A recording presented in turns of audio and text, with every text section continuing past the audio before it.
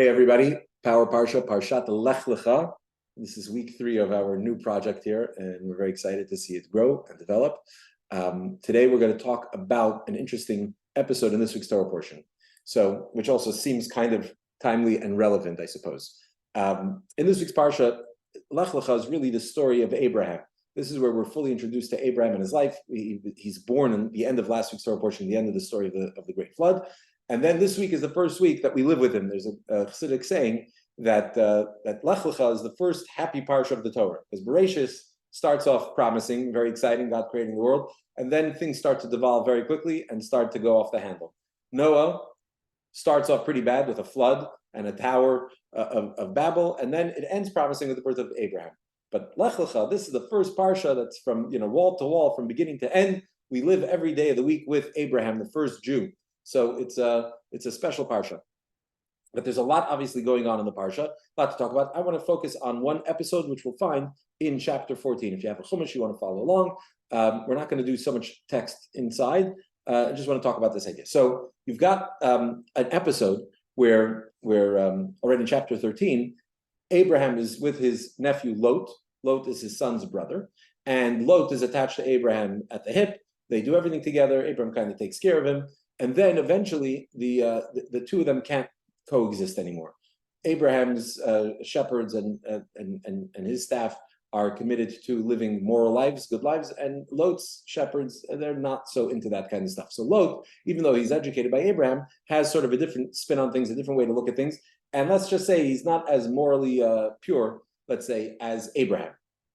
And so eventually they realize that this is not going to work together. They can't coexist. So they're going to go their separate ways. Where does Lot go? Lot decides to go to the plains. He goes out down to the Jordan Valley, and he is and he's near in the vicinity of Sodom and Gomorrah, which we're going to find out about eventually. Also, not such great places, but he's attracted to that way of life. Lot is attracted to, particularly to especially to the promiscuity of that region. So we see what kind of moral fiber he's made from. Anyway, Lot goes to that area. Now, in the meantime, there's something's going on already. Even as Abram is arriving to the promised land, as he's arriving to the land of Israel, before it's referred to as the land of Israel, as he's arriving there are these 4 mighty kings who were in a fight with five other kings in that region, and the 5 kings are subdued by the 4 kings,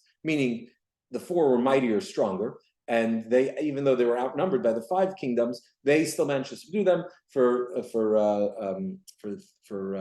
12 years. These other kingdoms are subservient and serve one of these 4 kings, and then eventually they go on a 13-year rebellion. They're fighting back for 13 years. So this king Torah Omer, one of these 4 mighty kings, has this alliance with 3 other kings, and they come together. They decide they're going to squash this rebellion. And so they come down to this area where they attack, and and in the meantime, while they're doing this, they're conquering other territories as well. They're very powerful, basically, very strong, very powerful, and they squash this rebellion. In the process, they take Lot, Abraham's nephew, as a captive. And in fact, the verse says here in chapter 14, verse 12, it says, they take Lot and his possessions. He's the son of Abraham's brother, and he settled at the time. He had settled at that time in Sodom, right? So that's what the verse says, that they take Lot, and before that it says that they invade and seize all the property in Sodom as well. But among everything that they're taking from Sodom is also the verse singles out Lot, the son, Abraham's nephew. Why does it single out Lot? So the commentary there's a commentary that I want to read. I want to read to you this commentary from a book called Haktav ve'Hakabbalah by a German rabbi, who says as follows. He says, the verse says that they captured Lot, the son of Abraham's brother, right? Lot, Abraham's nephew. So he says like this. He asks, basically in his commentary on this verse, he asks, why does the verse have to tell us Lot, Abraham's nephew? We already know that Lot was Abraham's nephew. We just went through the lineage we've gone through in the past. We went through this whole dramatic separation between them. Why does the verse have to repeat that he's Abraham's nephew? So the answer is, he says, because the Torah is telling us the reason for them capturing Lot, taking Lot as a hostage. What was the reason they did it? It's telling us why they take him and single him out from all the other captives is because they, well, they took everybody else because they were enemies with everybody else. Lot they took because he was Abraham's nephew, right? He says like this. It tells us, I'll read it in Hebrew actually here. Let me see, I have it online here. The reason they took all the other captives and all the other property that they plundered, that was because they hated these rebels. But why is Lot singled out as the nephew of Abram? Because him they took because he was Abraham's nephew. What does that have to do with Abram? How does Abram fit into this whole geopolitical situation that was going on in the region that he was not a part of? It's because Abram, they already had a beef with Abram before. Here we're talking about a territorial dispute and who people are going to pay taxes to and who they're going to serve, right? And how much territory you're going to conquer. With Abram, they had a different dispute. With Abram, they had a religious dispute. He says because they argued with Abram's theology and ideology and his religion, and therefore they hated him, he says here. Yeah, since they argued with his faith, right? They hated him. What was how do we have this? Because when we're introduced to these four kings, these four very powerful kings, what we're told is the first king is Amraphel, the king of Shinar. Who's Amraphel? So the sages tell us, the Talmud tells us, and Rashi quotes in his commentary, Amraphel, that's another name for Nimrod. Nimrod, the Midrash tells us, Nimrod, who is the Abraham grew up in Nimrod's kingdom, and when he starts preaching monotheism, Nimrod has this big showdown. They have this big theological debate. Abraham wins the debate, and so what do you do with somebody who wins the debate? You try to kill him. That's obviously how things work. That's how you win a debate, right? You can't win on your arguments, so you try to harm the person. And Abraham is thrown into a furnace, and he is miraculously saved by God. And so Nimrod and Abraham are old enemies, old adversaries, right? So what happens when they take Lot captive? They have this feeling, what's going to happen then? Abraham is gone on. They can't just go take Abraham out. So here they have this idea where we're going to take Abraham's nephew as a hostage, knowing Abraham's personality, he's going to come to try and save his nephew. And when he does that, they'll have the perfect situation to be able to kill him. So when Nimrod was taken on Abraham originally many years before, back in on the other side of the river, it was just him, I guess, taking him on, and he couldn't defeat him. But now he has this alliance. Now there are these kings that are on this march and achieving this series of victories. So now is the perfect time. Abraham's going to come. They're going to ambush him, and they'll be able to kill him. Let's continue what this commentary here says. 19th century commentary here. So it's fairly recent, but he says like this. The ein sina kesina sadas. There's no hatred like religious hatred.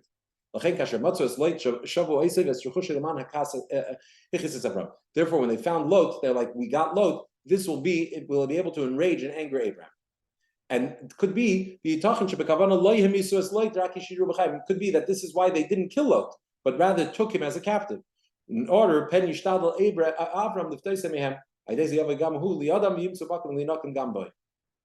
So that's why he speculates here, why it's possible they didn't kill Lot, because they wanted to have a living hostage so that Abraham will be lured into them and they'll be able to kill Abraham. This is a commentary on this week's Torah portion, which I think is very telling and very appropriate.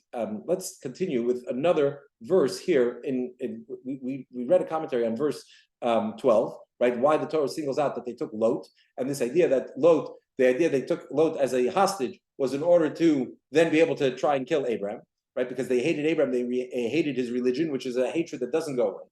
But let's look at something else interesting, another angle to the same story here, which is the very next verse 13 in this story, is that Abraham's nephew Lot is taken captive, and then the next verse says, "Vayavai hapalit," a fugitive brought the news to Abraham, the Hebrew, and he says that to tell him that his nephew is captured. Who is this fugitive? Vayavai hapalit, vayagid Abram. Vayavai hapalit. This fugitive comes to Abraham. Who's this refugee, or this fugitive?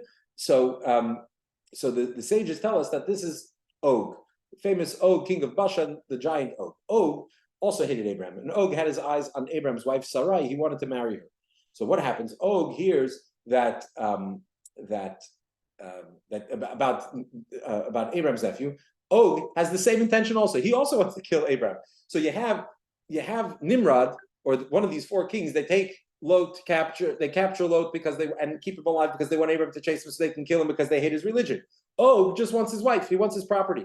Og is an anti-Semite from the other side, who also wants Abram dead. Why does he come to tell Abram? Because he also knows that Abram will go running after him. And specifically how, so it's interesting, the Midrash says, if you look at the Midrash Rabbah, it paints the picture of what happened there. It says, Og comes to Abram and he finds him, this is obviously not in the verse, but he says he finds Abram baking matzahs for Passover. Right? This is a conversation that's beyond the power Parsha about the patriarchs observing the commandments before they were given and observing the exodus of Egypt before there was even a descent to Egypt. That's not for today. But the point is that he sees Abram is preparing matzahs for Passover. The matzah is the bread of faith. Og also knew Abram had faith, and here he wanted to use his faith against them, just like the other enemies from the other angle. He knew that Abram has this unshakable faith in God, and that even though he's outnumbered by these mighty kings, if he felt that there's something right to be done, he would do it, even if relying on his faith in God, that doing the right thing will ultimately work out at the end. Og was a cynic, and by the way, that was why he was called Og, relation to the matzahs, the circular matzahs that he finds Abram baking. That's how the Medrash sort of fleshes out this narrative. He goes to tell Abram, knowing full well what Abram's morals and values are, thinking that he's going to send Abram on a suicide mission.